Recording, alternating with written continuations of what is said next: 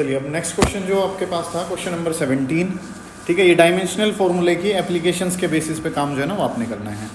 कि क्वेश्चन ने क्या बोला हुआ है, क्वेश्चन ने बोला हुआ है आपको कि if force, velocity and time are taken as fundamental quantities. ठीक है, फोर्स को, वेलोसिटी और टाइम को, इनको क्या मान लो, फंडामेंटल।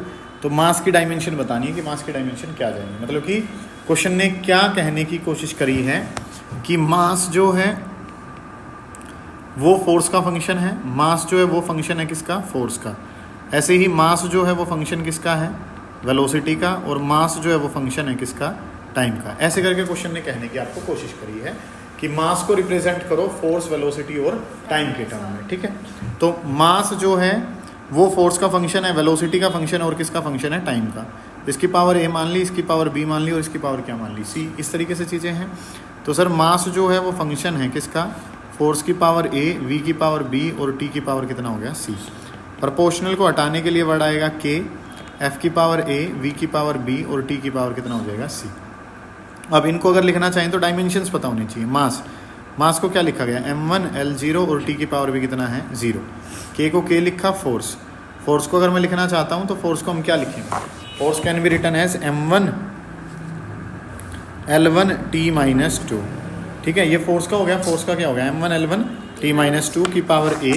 वेलोसिटी को अगर मैं लिखना चाहता हूँ तो वेलोसिटी जो सर वर्ड है, वेलोसिटी को क्या लिख लिया, L1 t-1 की पावर कितना हो गया, b। और टाइम जो है वो क्या है, t, तो t की पावर कितना कर दिया, c। इस तरीके से काम कर लिया कि मास डिपेंड कर रहा है फोर्स पे, वेलोसिटी पे और किस पे, टाइम पे। तो इनको जो है, ये जो इक्वेशन है इसको क्या कह दिया, इसको बोल दिया फर्स्ट, ये क्या दिया सेकंड, और ये क्या कह दिया थर्ड। इनको इकट्ठा करा तो मास फंक्शन है फोर्स की पावर a, वेलोसिटी की पावर b और टाइम की पावर कितना हो गया, c। इस तरीके से डाटा आपके पास है। प्रोपोर्शनल हटाने के लिए वर्ड क्या आया, अब बस अब इसको सोल्व जो है वो हमने करना है, और सोल्व अगर मुझे इसे करना है तो काम क्या हो जाएगा। अब इनको मास की पावर 1, L की 0, T की 0, इस तरीके से काम कर लिया। k की जगह k, मास की पावर के बारे में बात करूँ तो 1 इंटू ए, तो a बन जाएगा। ठीक है, यहाँ पे लेंथ वाली पावर्स को अगर मैं उठाना चाहूँगा तो लेंथ वाली पावर्स जो है वो क्या हो जाएंगी, लेंथ की पावर 1 इंटू ए, तो L की पावर a हो गया। 1 इंटू बी करेंगे तो क्या होगा, प्लस b हो जाएगा। ठीक है, तो यहाँ 1 इंटू ए हो गया, 1 इंटू बी हमारे पास बन गया। टाइम के बारे में अगर मैं बात करूँगा तो टाइम वाली चीज़ें जो है बेटा वो क्या होगी, टाइम की पावर ये माइनस का 2a माइनस का b, और यहाँ से कितना हो गया c, माइनस का 2a माइनस का b और प्लस में कितना हो जाएगा c। इस तरीके से काम जो है ना वो करना है। ठीक है, ये समझ में आ गया आपके बात। क्वेश्चन ने क्या कहा है, मास को लिख के दिखा दो। मास को किसके टर्म में लिखा दो, फोर्स की, वेलोसिटी की और किसकी, टाइम की टर्म में लिख के दिखा दो। तो मास को फोर्स के टर्म में, वेलोसिटी और टाइम की टर्म में लिखना है। इसकी पावर a, इसकी पावर b और इसकी पावर क्या मान लिया, c आपने कर लिया। अब अगला जो काम है वो क्या हो गया कि मास फंक्शन है f की पावर a, v की पावर b और t की पावर कितना हो गया, c। प्रोपोर्शनल को हटाने के लिए वर्ड जो है वो क्या गया, k। अब इनके डायमेंशन पता है। मास को तो m1 L0 t0 कहा जाता है, फोर्स को m1 L1 t-2, वेलोसिटी को L1 t-1 और टाइम को तो क्या ही लिखा गया है, t लिखा गया है। तो m1 L0 t0 k, मास की पावर 1 इंटू ए तो a, L की पावर a, L की पावर b, इस तरीके से होगा। t की पावर -2a माइनस b और प्लस का c होगा। ऑन कंपेयरिंग पावर्स को कंपेयर करते हैं, ऑन कंपेयरिंग पावर्स को अगर मैं कंपेयर करूं तो ऑन कंपेयरिंग पावर्स को कंपेयर करने पर मुझे क्या मिलता है। तो यहाँ पे a जो है मास वाली पावर कितनी थी, a, यहाँ पे मास वाली पावर कितनी है, 1, तो a की वैल्यू तो कितनी आ गई, 1 के बराबर।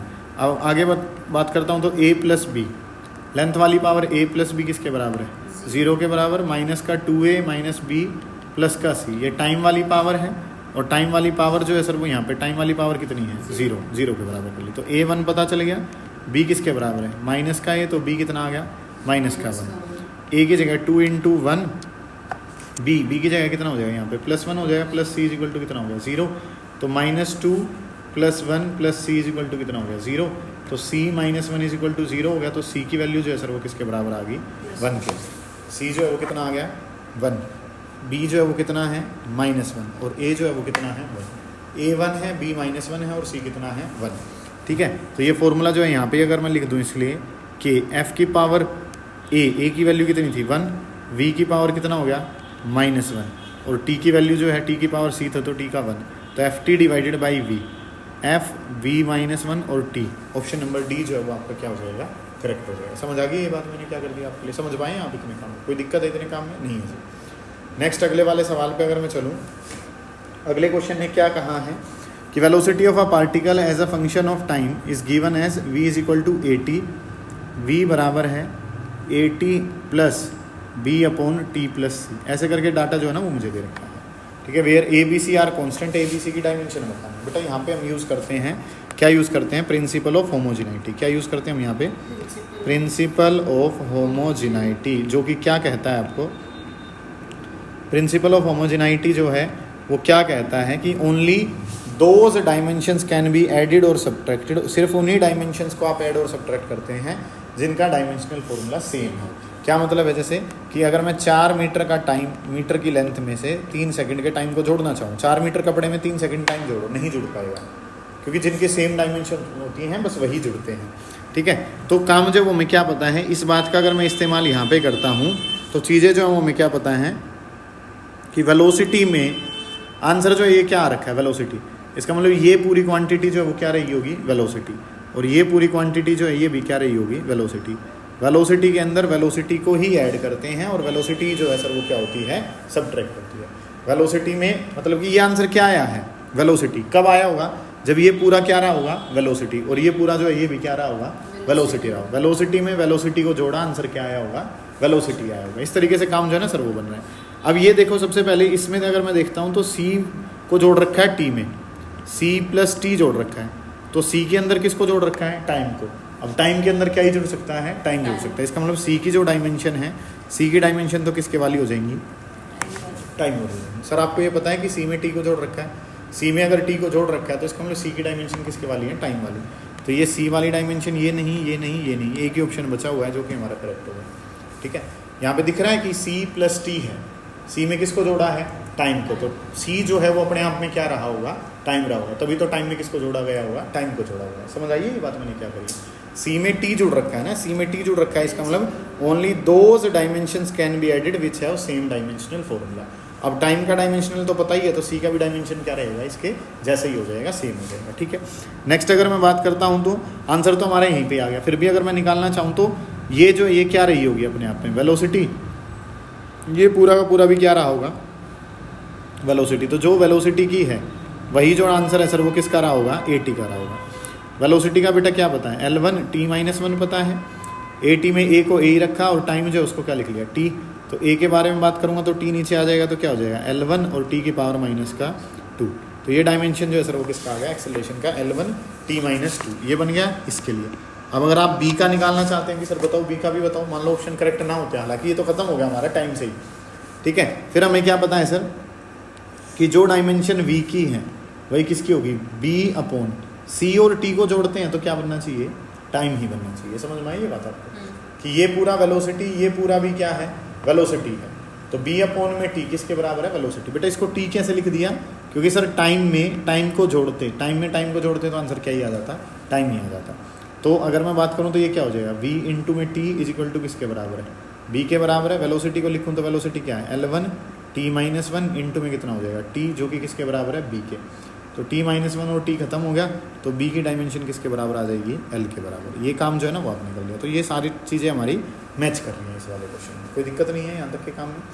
नेक्स्ट क्वेश्चन पे अगर मैं चलता हूँ तो नेक्स्ट जो क्वेश्चन है उसने क्या कहा है, physical quantity of the dimensions of length, length की डायमेंशंस जो है वो मुझे चाहिए, can be find out from this. ठीक है, क्या दे रखा है कि लेंथ जो है वो फंक्शन है किसका, सी का। लेंथ जो है वो फंक्शन है किसका, ग्रेविटेशनल कांस्टेंट का, और लेंथ फंक्शन है किसका, E square divided by 4 pi epsilon naught का, इनका फंक्शन है।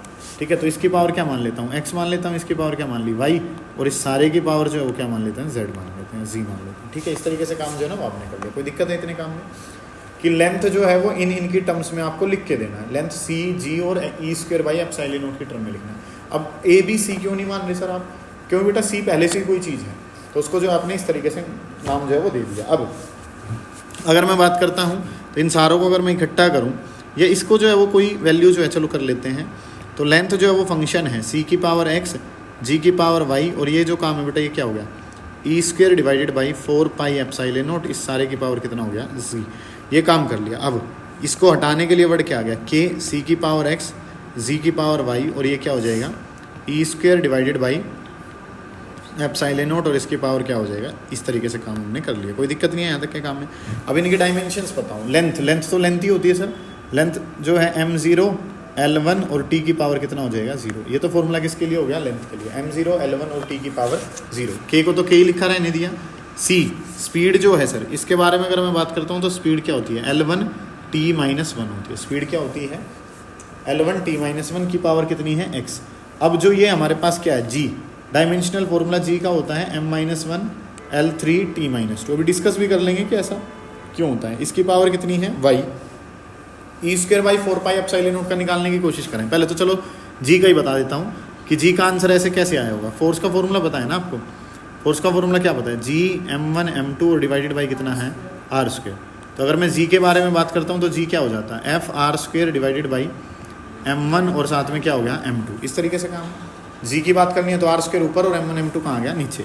फोर्स की बात करूँ तो फोर्स क्या हो गया m1 L1 t -2, ये तो फोर्स का हो गया। आर स्क्वेयर की बात करी तो क्या हो गया एल का स्क्वेयर, 2 मास है तो m स्क्वेयर, एक मास से एक मास जो है वो कैंसिल होगा, तो आंसर वही बन गया m-1 L3 t -2। बेटे अगर मैं बात करना चाहूँ किसके बारे में, E square by 4 pi epsilon naught, यहाँ पे करके दिखा देता हूँ मान लो उसका। तो आपको क्या पता है, फोर्स का फॉर्मूला पता है k Q1 Q2 और डिवाइडेड बाई कितना आर स्क्वेयर। अब अगर मैं यहाँ पे बात करना चाहता हूँ तो चीज़ें जो हैं सर वो हमने क्या करनी है, चीज़ें जो हैं वो आपके पास क्या है, फोर्स को अगर मैं लिखना चाहता हूँ m1 L1 t -2 is equal, ये जो काम है ये एफ आर स्क्वेयर भी मल्टीप्लाई में चले जाएगा, या इस काम को करो पहले कि आर स्क्वेयर को ऊपर भेज दो तो एफ आर स्क्वेयर हो जाएगा, और ये क्या है के को क्या लिखता हूँ मैं 1/4 पाई एप्सिलॉन नॉट, दोनों चार्ज इलेक्ट्रॉन वाले तो e इंटू ई, इतने का बताना है तो E square by 4 pi epsilon naught बताना है, तो ये क्या हो जाएगा एफ आर का स्क्वेयर। फोर्स को क्या लिख लिया m1 L1 t -2, are square ऊपर चला जाएगा तो एल का स्क्वेयर, सही है इतनी बात। तो आर स्क्वेयर कहाँ चला जाएगा ऊपर, तो ये वैल्यू किसकी होगी E square divided by 4 pi epsilon naught. ये काम बना लिया। इस वैल्यू को लिखता हूँ बेटा, ये क्या हो गया m1 L3 और t माइनस का, समझ आइए ये बात आपको ये फॉर्मूला पता है कूलम्स लॉ से, एफ के Q1 Q2 by are square. के को क्या लिखते हैं 1/4 पाई एप्सिलॉन नॉट लिखते हैं, दोनों चार्ज इलेक्ट्रॉन वाले हैं ई हो गया। आर स्क्वेयर बेटा डिवाइड में था कहाँ चला जाएगा मल्टीप्लाई में। एफ आर स्क्वेयर किसके बराबर है, इन वैल्यूज़ के बराबर है, मानते हो आप इतनी बात को। अब काम जो वो क्या कर लिया, ये वैल्यू बतानी थी तो E square by 4 pi epsilon naught जो है वो किसके बराबर आ गया m1 L3 t -2 के बराबर आ गया। ये वैल्यू जो उठाएंगे जहाँ यूज़ करनी है वहाँ यूज़ कर लेंगे, तो ये काम क्या बन जाएगा हमारे पास m1 L3 t -2 और इसकी पावर जो है वो किसके बराबर है z के बराबर। वैल्यूज़ जो है वो सोल्व करनी है तो काम क्या बन जाएगा m0 L1 t0, ये काम करा कि मास की पावर उठानी है, मास की पावर क्या है -1 और यहाँ पे y, तो -y 1 और z करूँगा तो क्या होगा प्लस का z होगा। लेंथ की पावर उठानी है तो लेंथ की पावर जो है बेटा वो क्या हो जाएगी, लेंथ की पावर ऊपर से क्या आएगी x, ये 3 इंटू वाई करूँगा तो प्लस का 3y, और z वाली करूँगा तो प्लस का कितना हो जाएगा 3z। ऐसे ही टाइम वाली पावर के बारे में बात करेंगे तो t की पावर कितना हो जाएगा माइनस का x माइनस का 2y और माइनस का कितना हो जाएगा 2z हमारे पास। ये पावर जो है किसकी आ गई, टाइम की पावर जो है वो आपके पास आ गई। समझ आ रही है इतनी बात है, कोई दिक्कत है यहाँ तक के काम में कि ये पावर्स जो हैं वो आपको पता है। अब यहाँ से क्या पता चलेगा, मास वाली पावर किसके बराबर है 0 के। इसको अगर हम सोल्व करें, अगले पेज पे सोल्व कर लें इसको, ठीक है। यहाँ पे जो है वो क्या करना है, इसको सोल्व अब करना है, तो सोल्व करेंगे तो ये क्या बनेगा, इस वाले पोर्शन को थोड़ा सा अगर मैं यहाँ पे सोल्व करने की हम यहाँ पे कोशिश करें इस पोर्शन को, तो y minus Z is equal to 0 है, तो y इज इक्वल टू किसके बराबर पता चल गया z के, y is equal to Z पता चल गया।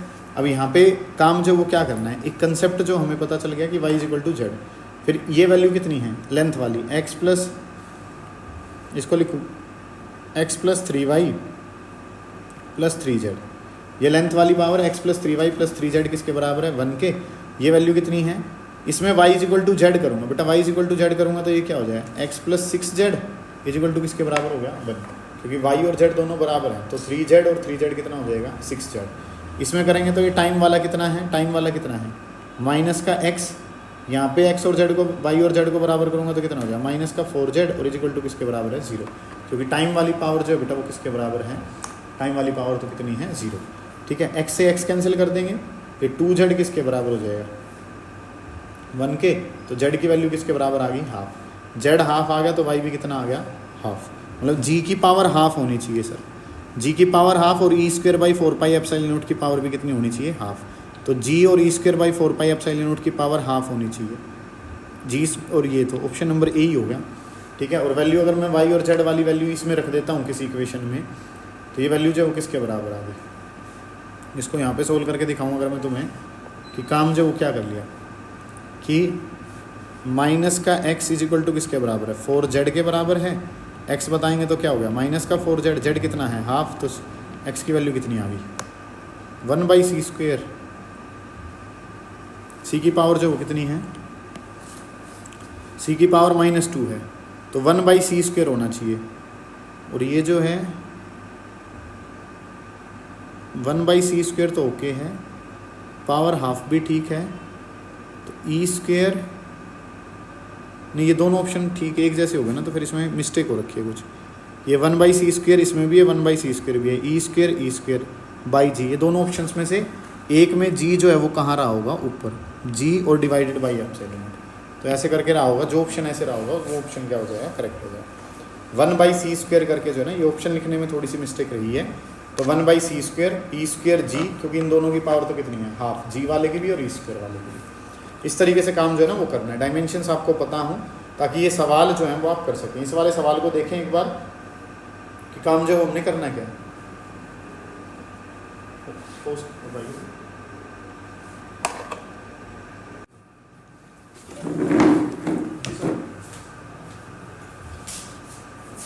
ठीक है, मॉडल टाउन आना है, हाँ जी, नहीं वहाँ पे नहीं, इतना पहले गए थे वहाँ नहीं है, दूसरी मॉडल टाउन में एंट्री करोगे ना तो प्रोफॉर्म अकेडमी बड़ा सा लिखा दिखाई देगा, वो भी यूज प्रोग्राम के नाम से, हाँ यू से लेटर मिल जाएगा ना, प्रोफॉर्म आप फोन कर लेना।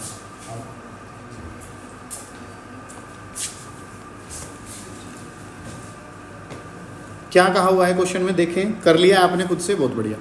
प्लैंक्स कांस्टेंट जो है h है, स्पीड जो है वो c है, और न्यूटन ग्रेविटेशन कांस्टेंट g है, तीनों को फंडामेंटल मान लिया। लेंथ की डायमेंशन जो है ना वो आपने बना के देनी है इनको, कि लेंथ जो है सर वो डिपेंड कर रहा है किस पे, h पे, लेंथ डिपेंड कर रहा है c पे, और लेंथ डिपेंड कर रहा है सर किस पे, g पे। इसकी पावर x, इसकी पावर कितनी y, और इसकी पावर कितनी है z, ऐसे करके चीज़ें बना रखी हैं सर।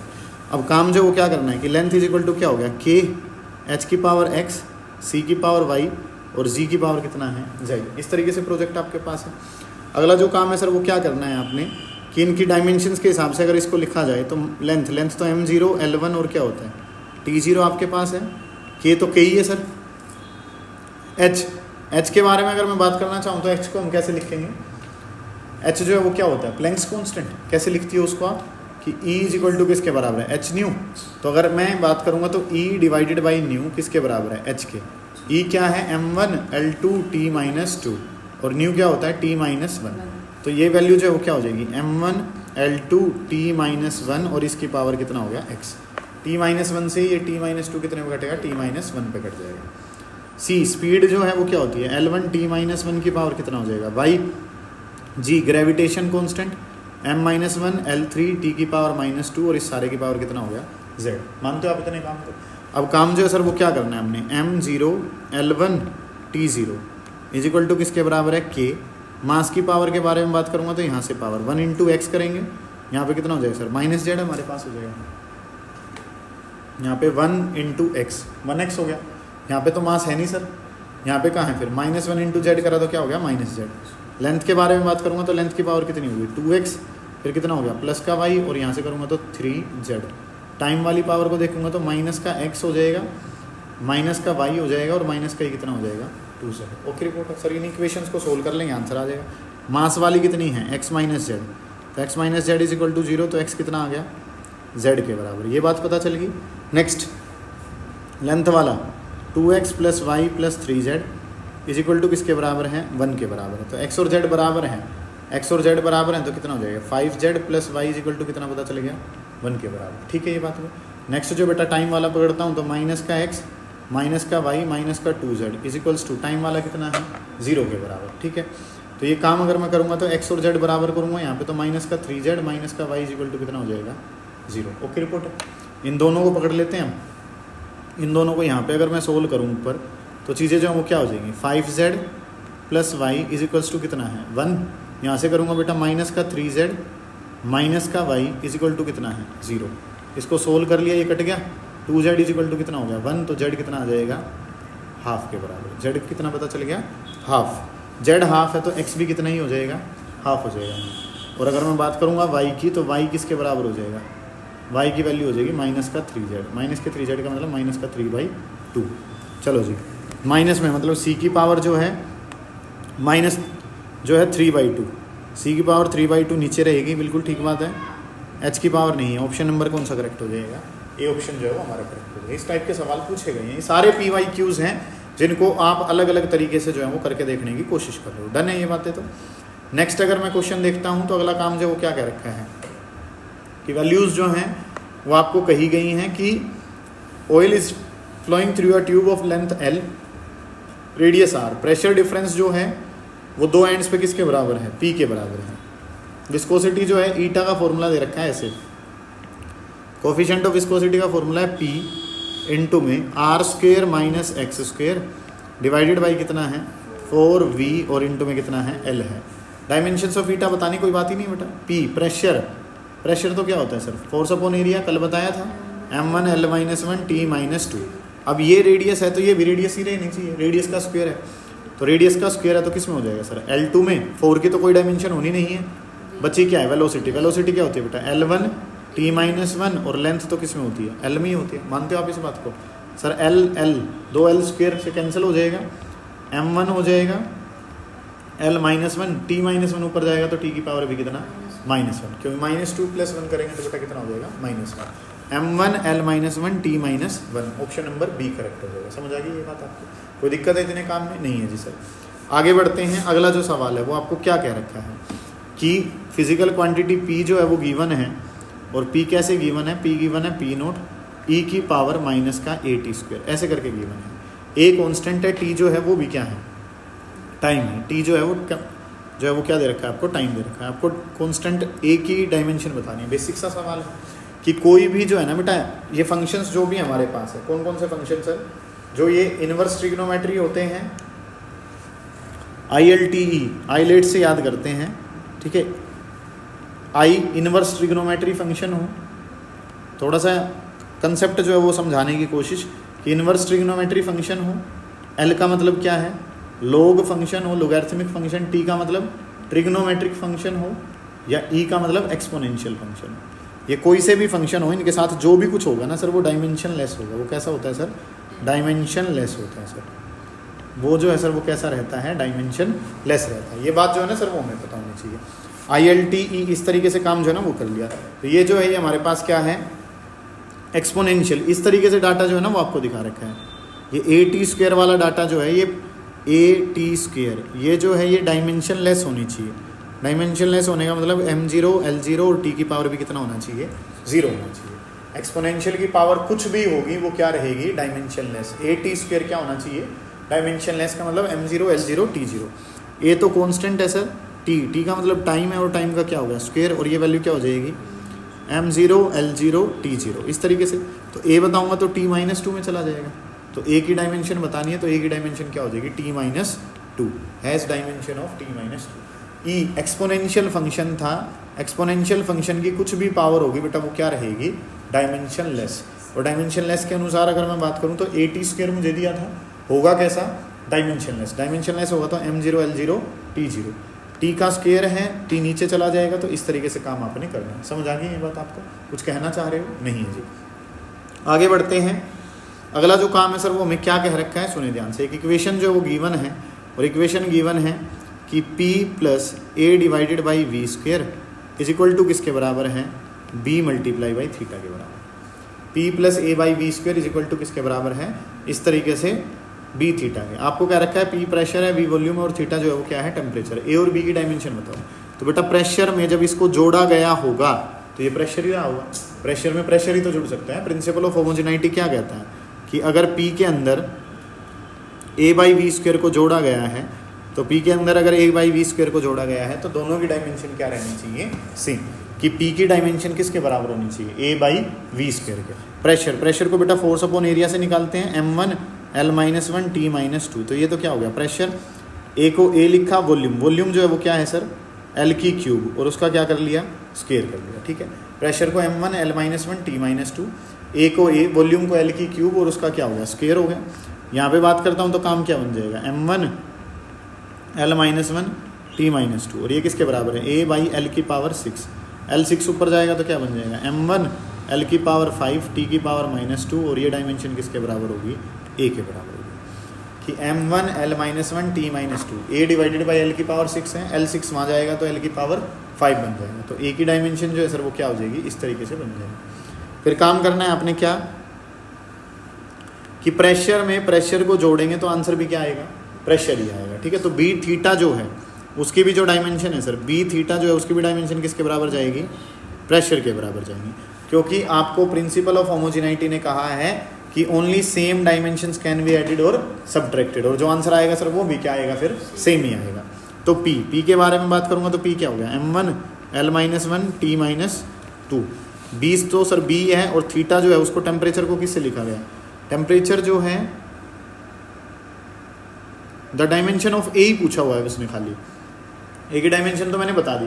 मान लो बी की भी पूछे तो थीटा को, टेम्परेचर को हम थीटा से लिखते हैं, ठीक है, थीटा से लिखते हैं। तो बी हम एड ऑन में कर रहे हैं, बस पूछा नहीं है, m1 L-1 T-2, थीटा नीचे आ जाएगा तो थीटा की पावर -1, ये डायमेंशन किसकी आ जाएगी, बी की आ जाएगी। सर कोई बात ही नहीं हो रही, आसान सी चीज़ें हैं, इनको ट्राई कर लेना है आपने, ठीक है। तो ये जो है ये आपने काम जो है वो कर लिया, ठीक है।